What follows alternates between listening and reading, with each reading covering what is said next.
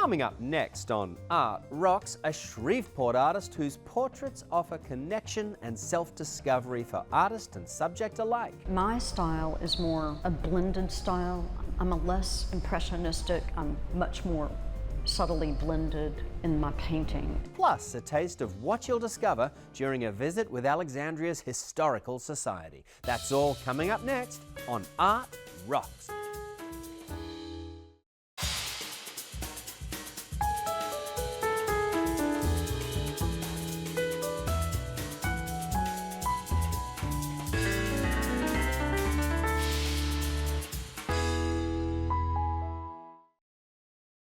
Like the impulse that drives an artist's creativity, Georgia Pacific's 850 Louisiana employees are driven to produce quality paper products for your home and business. Georgia Pacific is proud to support LPB and Art Rocks. And by Lamar Advertising Company, proud to support the arts and Art Rocks. Headquartered in Baton Rouge, Lamar's 461 Louisiana employees have been helping brands and businesses reach their customers creatively for over 100 years. Art Rocks is made possible by the Foundation for Excellence in Louisiana Public Broadcasting and by viewers like you. Hello, art lover, and thank you for joining us for Art Rocks with me, James Fox-Smith, publisher of Country Roads magazine. Shreveport portraitist Talbot Hopkins Trudeau has spent 3 decades capturing the likeness and personality of her subjects in pencil, chalk, and watercolor. Though a proficient painter of landscapes and still lifes, Hopkins' first love remains portraiture, which, as a painfully shy child, she found was a means of connecting with and talking to people. Talbot shares her story, which leads right back to famed Louisiana artist Clyde Connell. Growing up, some of my inspirations for my art were my grandmother, who was born in Belcher, Louisiana, on a plantation north of Shreveport, as well as her sister Clyde Connell, who is my great aunt, and that was my grandmother's sister. Clyde was a great artist who went on to get national and international acclaim with her art. She mostly drew and assembled collages, as well as created much sculpture, and she made it out of typically a wood base with a lot of paper mache to cover them. I started drawing and painting as a young child, just 6 and 7 and 8, but I kind of got really interested in portraits when I was about 10 at Southfield School in Shreveport. My art teacher, Camille Hirsch, taught me how to draw faces, and I kind of became obsessed with drawing faces, and that's what started my portrait career. I didn't get a degree in art. I got a degree in English from Centenary College, but I was an art major 1 year at Tulane and took a couple of drawing courses, but I'm really self-taught. And after college, I thought, well, I could do things, but I really wanted to do art. So I've done portraits on commission since about 1987. I've drawn, I started in pencil and started in charcoal and sanguine or sanguine Conte crayon, just drawing portraits, and then I moved into watercolor portraits and pastel portraits, and finally oil. And in these last 10 years, I've mostly been doing oil paintings. I've used photography to capture people and expressions and trying to get the best pose. Working from life is certainly wonderful, and the light you see and the colors you see are true, but photography is such a great medium to capture people's faces, and you have a lot of choices. So that's the way I've worked, and picking those optimal poses is really one of the keys, and the lighting, and figuring out what medium you want to do the portrait in. So all of those factors kind of combine to try to get the most ideal rendering and portrait of my subject. And especially children, photography helps to capture them because they're always moving around. The pencil and the charcoal and the pastel and watercolor will all endure and last much longer under glass and not facing direct sunlight in more very indirect sunlight. And of course, oil is very permanent, but you still don't want it in a lot of direct sunlight, and it doesn't need any glass over it for long lastingness. And also, the paper should be archival, and that's what I use also. My style is more a blended style. I'm a less impressionistic, I'm much more subtly blended in my painting, and that's my realistic style of drawing and painting. I'm very detail-oriented. I try to be as true to the person in every aspect, whether strands of hair, and that's part of my portraiture, is trying to be as true and exact as I can. Light is very important to me. It is crucial in everything, and especially in art and in portraits and in my own paintings. To me, it is the crux, it is the key to excellent, striking, dramatic images, and that's what I aim for. I mostly use my own photography to paint my paintings and to draw my drawings, so having that, it is just something I love. So a lot of my work has strong light and shadow just because I love it. I do love monochromatic things that just have one color, whether it's sepia brown watercolor or whether it's the reddish brown sanguine Conte crayon, which is like chalk. There's something classical about one color. So I decided, after seeing these beautiful black and white oil portraits in the National Gallery of Art in Washington, that I would try it. So my first one was my son at age 8, which is him kind of looking off into the distance, and it's in black and white and shades of gray. And also, once again, it gets back to color is lovely and beautiful, but there's something very classical about black and white and one color, or monochrome. I love nature. I love rocks. I love leaves. I love insects. And I certainly do love animals. I haven't painted them as much. I'm constantly taking pictures, and from those pictures, whether leaves or bowls, beautiful things, and well-lighted things, dramatically lighted things, but especially beautiful things I love, and especially things found in nature. I've been doing some mountain scenes from my father's home in Virginia. I've done some interior scenes and some abstract things, so I've been expanding my repertoire. No matter where you live in Louisiana, opportunities to connect with the arts are everywhere. The trick is knowing where to look. So here's a list of some cool exhibits, festivals, concerts, tours and dining opportunities coming up around our state.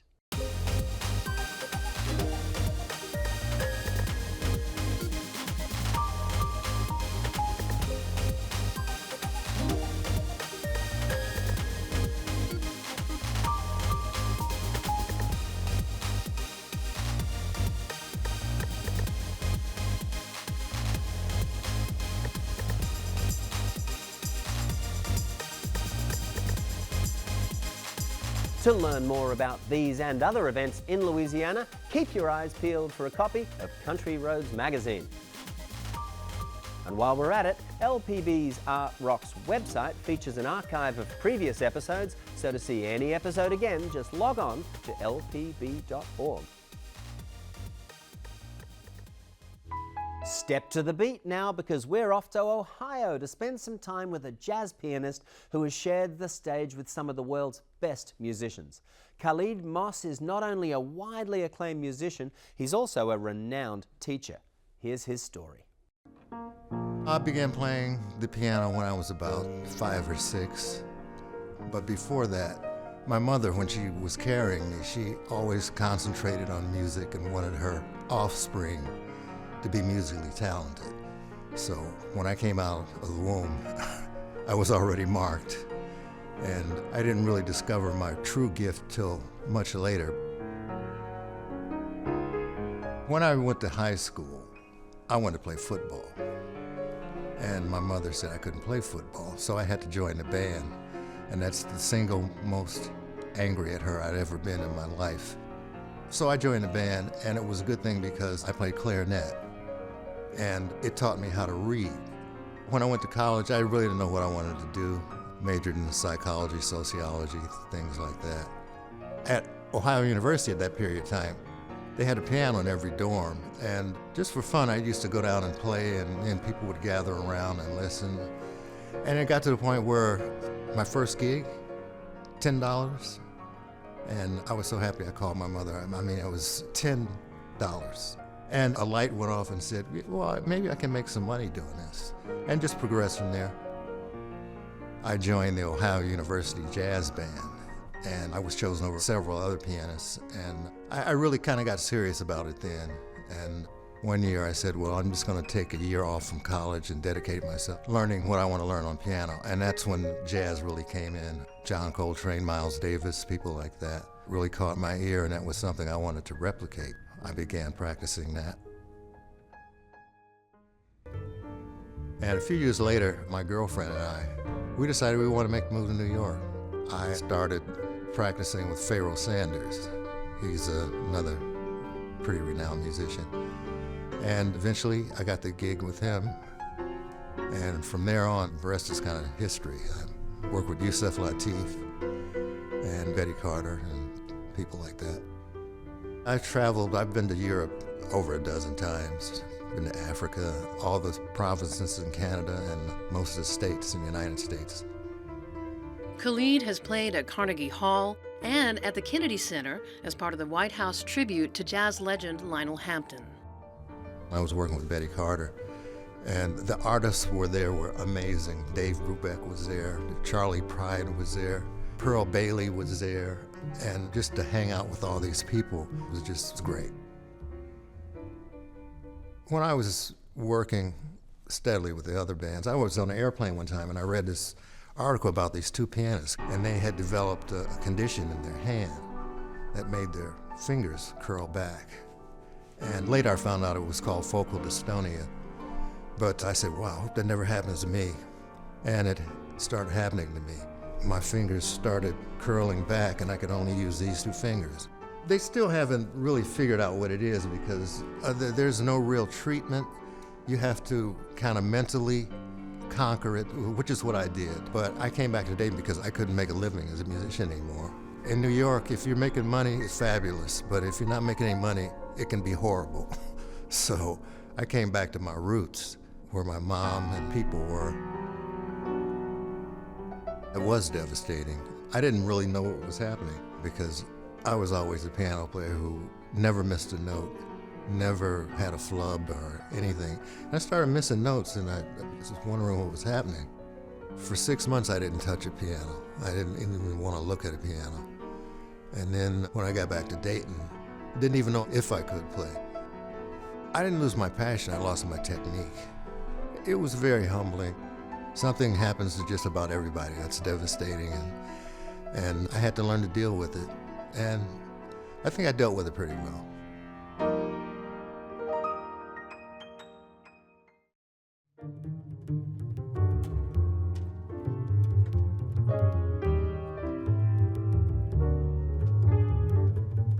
So I gradually figured out certain things that I could do and applied them to my technique. And within a year, I was back all the way back. My spiritual resurrection when I realized I could play again is something it's kind of profound. I don't know why it happened or what happened, but it happened and I'm over it. I've overcome it. I relearned everything. I got a gig at L'Auberge. For the next 5 years, I was playing there 5 nights a week. I joined the band Standard Time, which featured Michael Wade on trumpet. And we had a ball. You know, we traveled and recorded and did a lot of things. After that, I was fortunate enough to be the singer, Kathy Wade. She's from Cincinnati. I was her music director for 10 years. So, and we traveled Montreal, we traveled to Louisiana, and traveled all over. He has taught piano, was the jazz columnist for the Dayton Daily News, and is playing more. It's my moment of zen.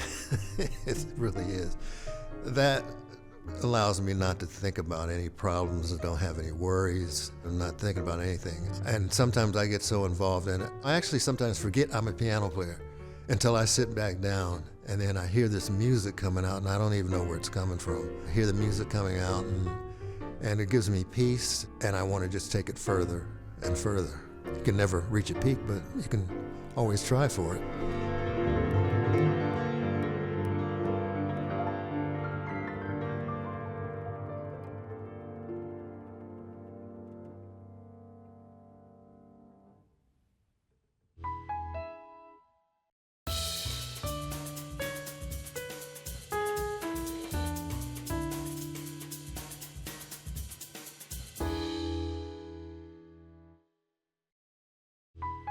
Go west, young man, to San Antonio, Texas, where the Guadalupe Arts and Cultural Center has been creating programming that celebrates Mexico's independence for almost 2 decades. The center offers a wide range of arts and educational activities that reflect, interpret, and build upon San Antonio's rich history. Let's take a look.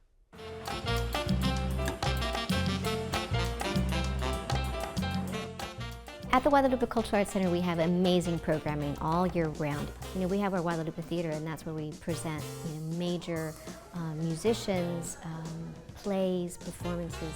But in addition to that, we have an academy where we teach everything from mariachi music to folklorico dance. So we have something for everyone and for all ages.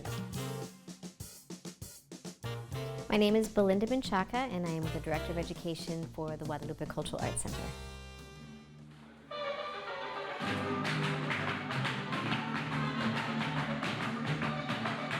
So I've actually been with the Guadalupe Cultural Arts Center for 24 years. A year prior to my employment, I was on the advisory council for the Guadalupe Dance Company. So we are passing a wonderful milestone. 25 years as a dance company, which to us is very, very symbolic. To be able to stay together this long and to actually have one of our original dance company members is still part of the program. She is now the dance program director. My name is Jeanette Chavez, and I am the dance program director for the Guadalupe Cultural Arts Center. From a very early age, I have known and always have known that I wanted to become a dancer. I knew very early on that once I was in rehearsal, once I was in the dance studio, once I was in class or on stage, there is no other place that I would rather be. Something just magical seems to happen when the music is on and you're performing. Energy completely changes. And when our dance company gets together, again, there's something magical that happens. We almost seem to have like a telepathic communication that happens, that everybody knows what we're supposed to accomplish in that time that we're there, and even on stage.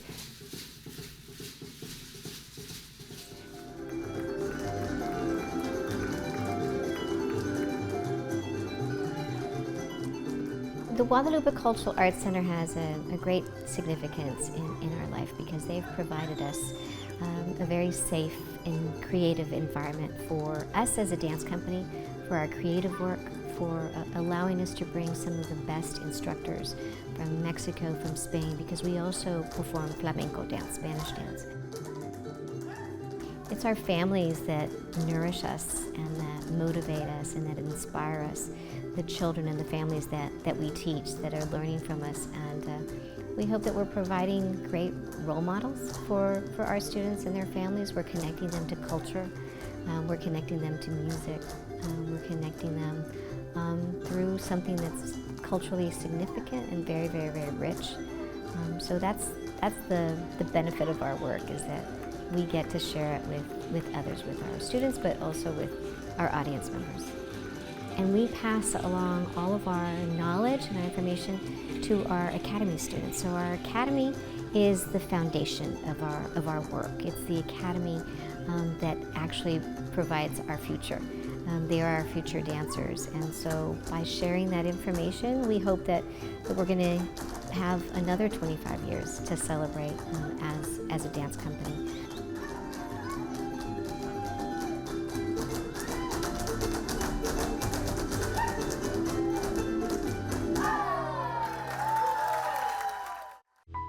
Back to the Bayou State now for our Louisiana Treasures segment. It comes to us from the Alexandria Museum of Art, a facility that, in addition to its magnificent permanent collection, also brings national and international travelling exhibits to central Louisiana. Catherine Peers is here to tell us more. The Alexandria Museum of Art is a fine art museum. Our collection scope is modern and contemporary Louisiana, Southern, and American artists in that order of importance. In 1998, they did a capital campaign called The Jewel on the Red, and they raised the money to build this modern addition onto the historic bank building that had been the museum previously.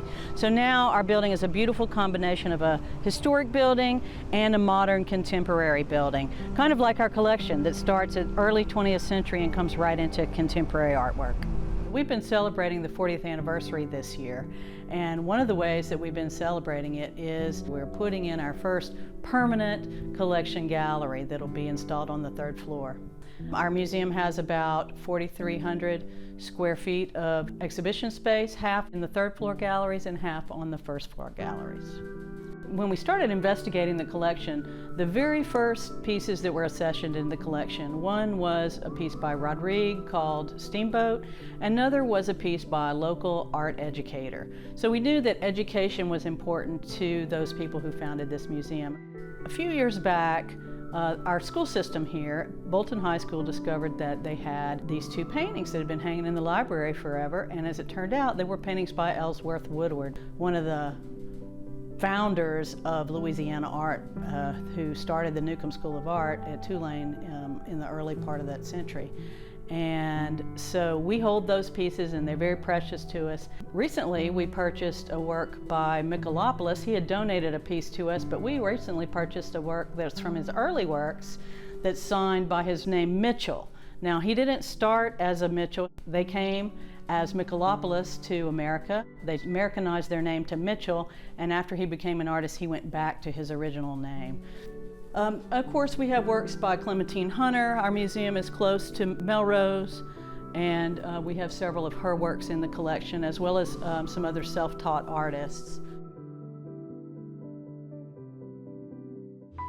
We're way out in Reno, Nevada now, where Tia Flores' intricately embellished gourds express a creative interaction with Mother Nature and the rich artistic traditions of the Great Basin peoples. Take a look.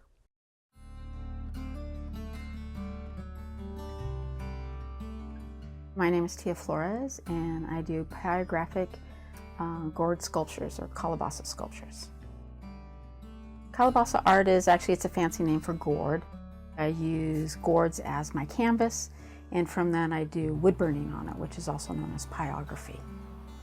Pyrography is an ancient art form of drawing or writing with fire.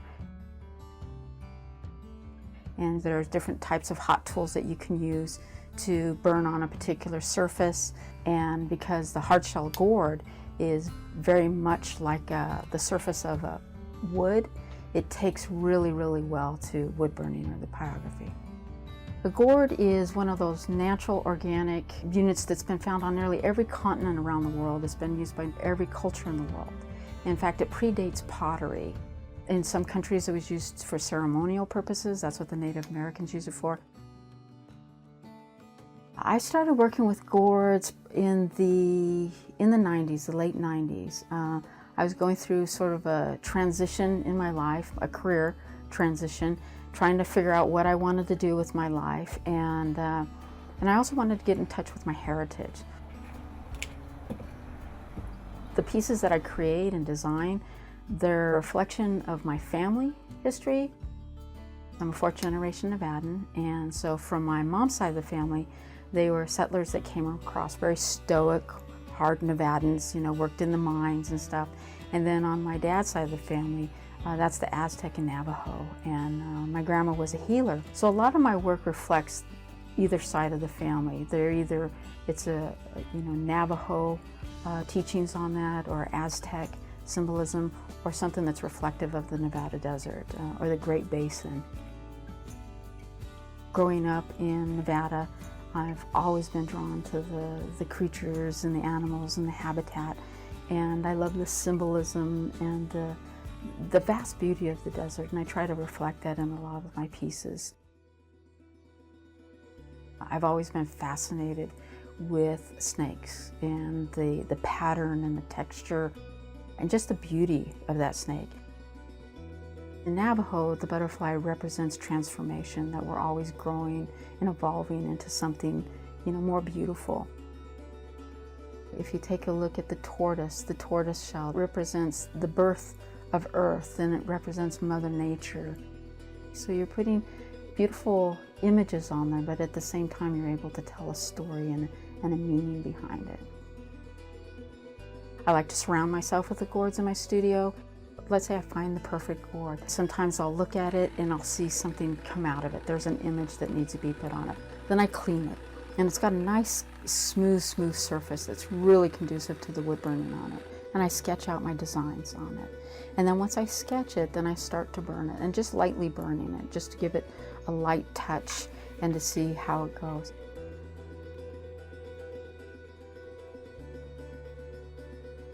When I'm making my art, there's nothing that separates me from the gourd, because I have to hold it, I have to cradle it the whole time I'm working on it. There's just this nice connection. You almost go into a different state. As you're burning it, the smell almost reminds you of sitting around a campfire. It's very meditative and very relaxing. Your mind can go off into different corners, especially when you're sitting around, you're embracing the gourd, and there's just that earthy connection that I just love to work with.